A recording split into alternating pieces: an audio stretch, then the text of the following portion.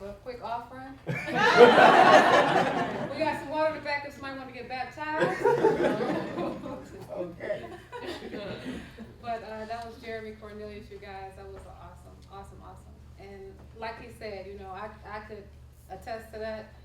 People would look at me and would never know I was not the greatest looking. I think I came out okay though. But I was called ugly and bubble eyes and frog looking girls and flat this and flat that, and it was my childhood. It was, I would say, bittersweet. It was a nightmare on one end, but on the other end, I had fun too. And of course, I had a debilitating illness for like 6 years. Had to keep dropping out of college because I was too weak to go to class, and dealt with all types of fear. And fear can manifest itself from anxiety to depression,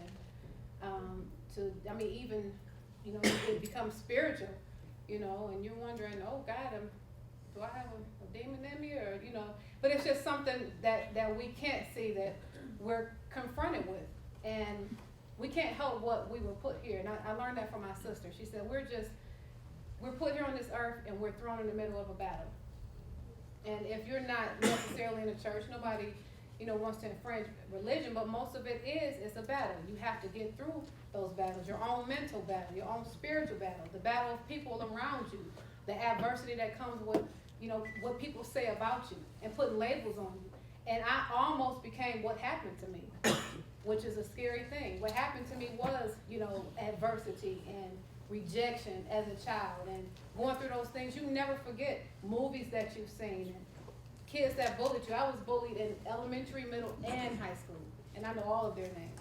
I'm not going to say them because they may be in the room. I don't want to come up and try to slap me.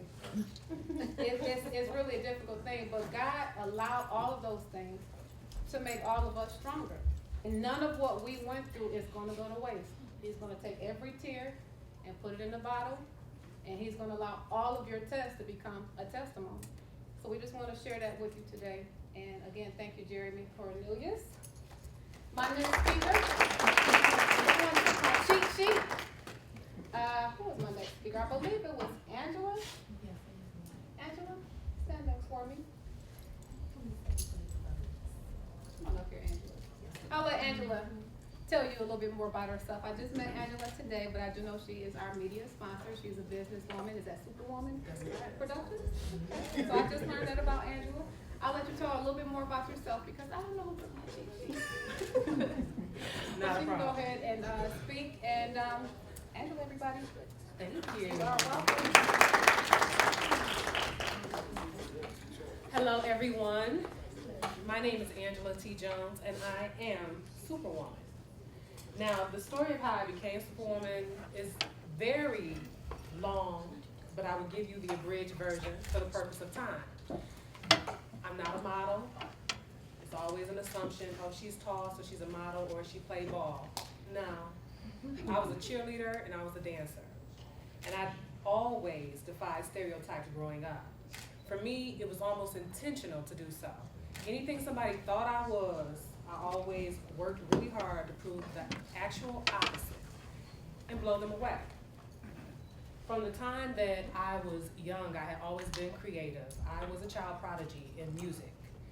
I learned to play piano after first playing by ear. My grandfather was a jazz composer. So when he noticed little 2-year-old me tinkering around on the piano, he said, she's gonna be a pianist when she grows up. After a little while, I started playing. Then I eventually was told, you're gonna take piano lessons. It's one of those things you do because your parents tell you to. They paid for it. Okay. And I don't regret it though. It helped to make me more creative and more well-rounded. I was blessed. I wasn't raised poor, even though I wasn't raised by my parents. My grandparents raised me from the time I was 2 years old. I got to go a lot of places and do a lot of things. I was blessed to be able to be in dance recitals and play piano and play Bach and Beethoven next to kids 10 and 15 years older than me and play better than them. In middle school, I was a cheerleader and I choreographed almost every dance routine we had. Then one day, walking to practice, my hand went through a glass door. I still have the scar. Never wanted to get it surgically removed even when it was offered, because this was my first near-death experience in my life. There were more, but this was the first. And it was very much so life-altering, because even though I was raised in a Christian household, this was the first time that I really got to experience God working. When this happened, I was a kid, like 13 years old. My grandfather had just died. My closest aunt had just died. And when your hand goes through glass and all you see is your own blood, and you're not quite sure what just happened, it can really throw you for a loop. That particular day, a parent was at school to pick his daughter up. He saw the accident. He grabbed me and he triaged me. After that incident, I never saw that man again, but he saved my life. To this day, I don't know his name. I don't know whose father he was. I never saw him again. Fast forward, high school. I went to Cass Tech. CT! I actually didn't really like high school a whole lot. Cass Tech, if you went there, you understand. It is very competitive. And even if you are the smartest person from middle school going into Cass, you're one of 100 of the smartest. So, leaving a school where I was very popular, going into a much larger school where everybody is popular, I kind of took a bit of a backseat. I was no longer dancing, and I was a little lost because of that, because dance had been a part of my life for so long. And I navigated my way through Cass Tech, and my senior year, found out I was pregnant. I was 17, he was 21. I didn't quite know what was gonna happen, but I literally said, whatever happens next, I'm gonna deal with it. I took responsibility. It wasn't all my fault, because you don't get pregnant by yourself. I'm just saying, I was honest. I wasn't on birth control, so I was honest about it. But I could have done other things. I could have said no, but I didn't. So I decided that I would go ahead and have my baby, and my son was born a month before I graduated. And I still graduated from Cass Tech, even though they tried to get me to go to another school. Thankfully, the counselor I had, she understood that for me, I wasn't about to backtrack and go to another school and pretty much start my education all over again because I gotta have a baby. I wasn't gonna do it. And she backed me up. So I was able to graduate on time with my class. I even went to prom. Fast forward, college. I got accepted to Clark Atlanta University, and I was so excited, so happy, ready to pack my baby up, go on the bus, train, plane, automobile, whatever, and go to the college of my choice. My son's father asked me not to. He said he needed to be near his child.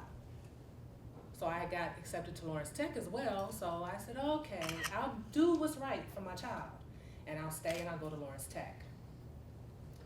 After a year at Lawrence Tech, my son's father told me, I don't want to be with you anymore because you don't have enough money for me. I didn't know it was my job to take care of him. That was new.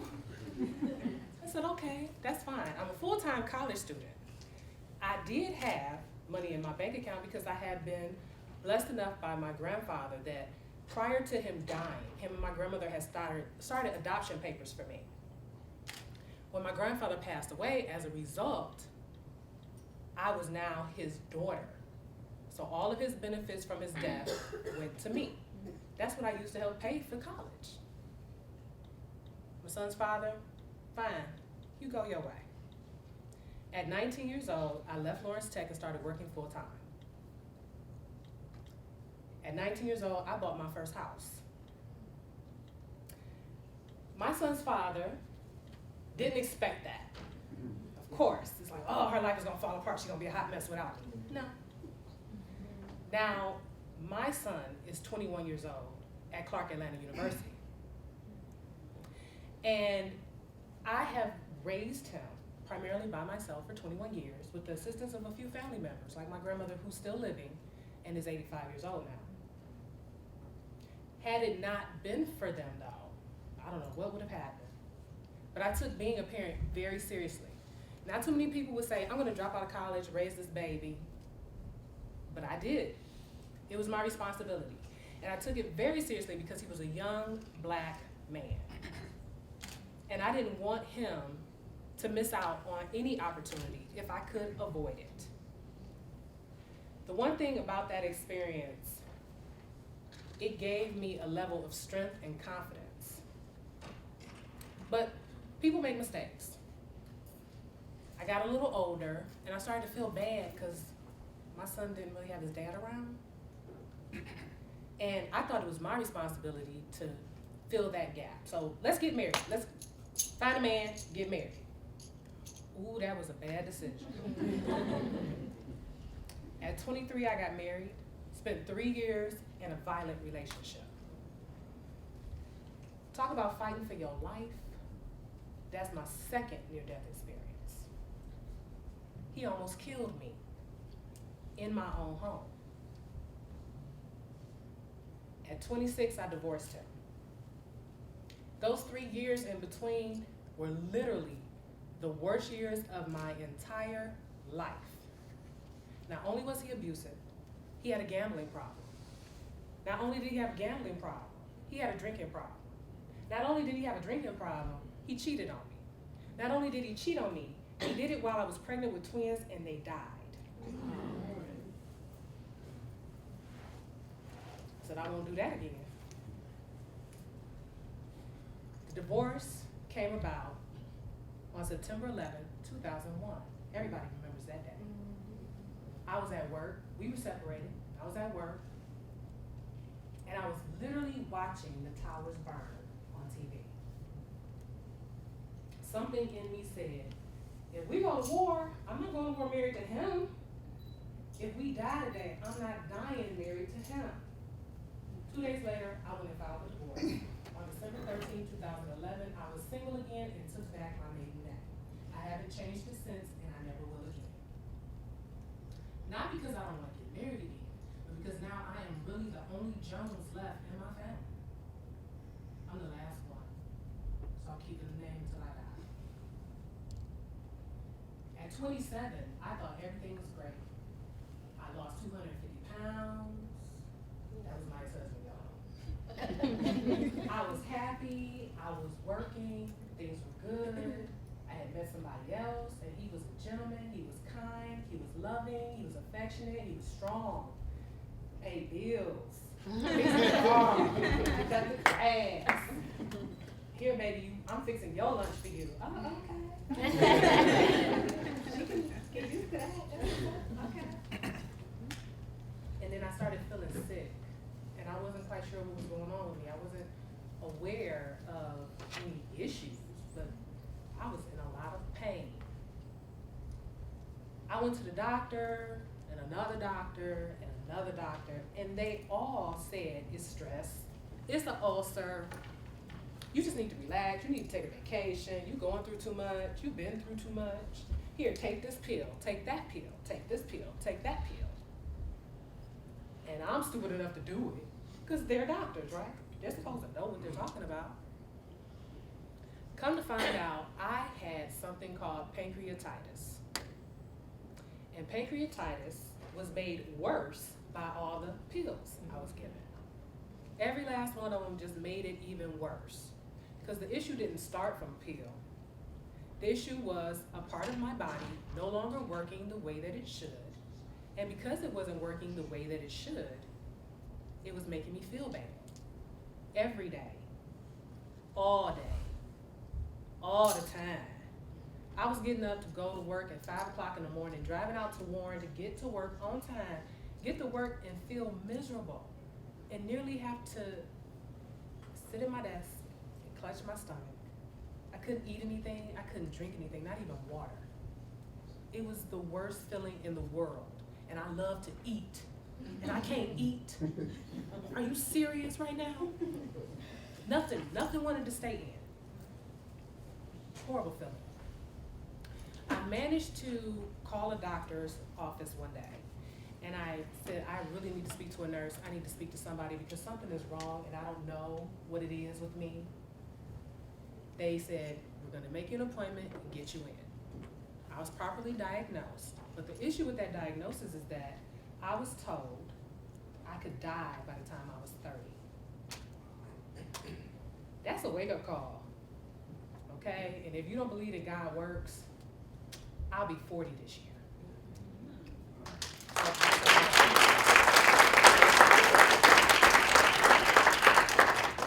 I'm one of these people that believes that fire is necessary. Your testimony, your life experiences, the good, the bad, the ugly, the indifferent, no matter what it is that you are going through, that's your fire. Fire does some beautiful things though. You ever seen a volcano? You know, a lot of islands come from volcanoes. You ever seen the sun as it's setting and how the heat from the sun makes a beach look so beautiful? When you step on that sand, it's hot.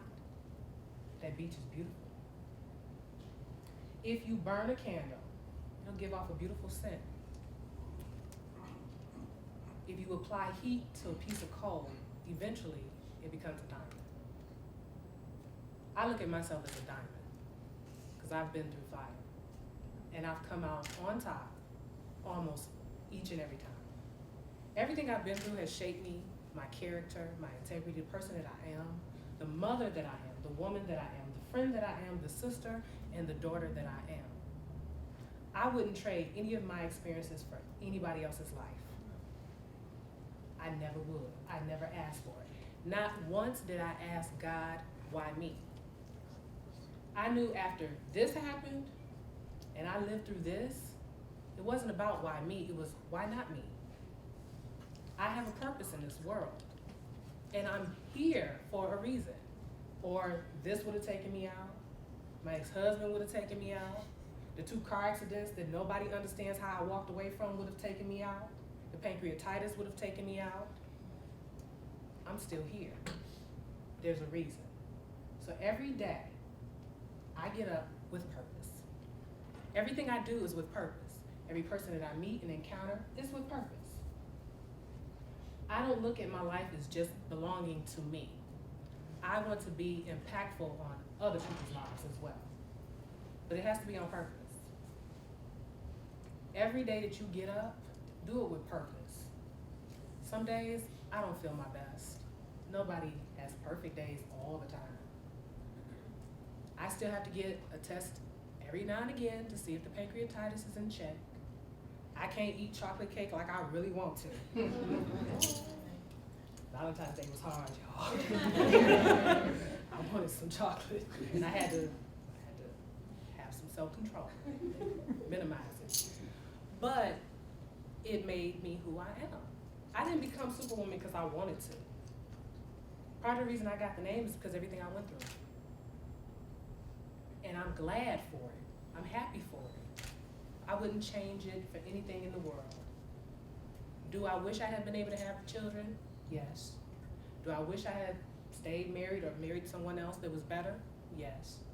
But everybody's life is not meant to walk the same path. My path is going to be different from everyone's, and I had to learn that at a very young age. And I had to accept that. And accepting that, it freed me. Freed me from the stress, freed me from the lack of mentality, and it made me a better person as a result.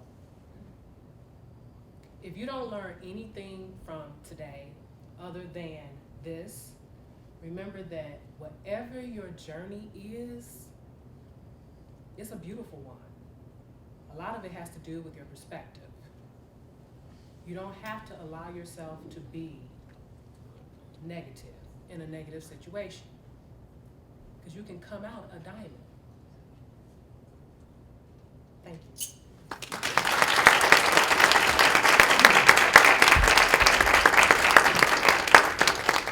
Does anyone have, you know what, I'm like, you should just call Jerome and just say, look at me now, Jerome. Look at me now. Call him up and just tell him to look at you now. Give her a second hand. You know.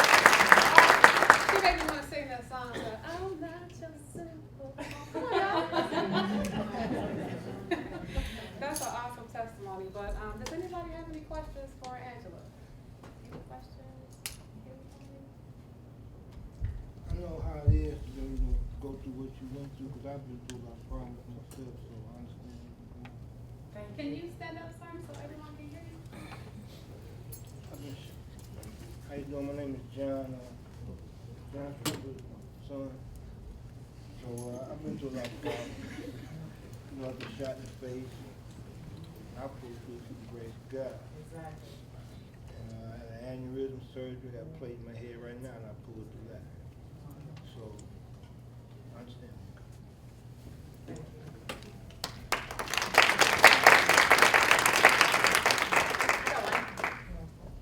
And you eat ice cream? You know what? I eat ice cream, but I can't have chocolate ice cream like I love. Oh. You know, so I had to learn to like other stuff.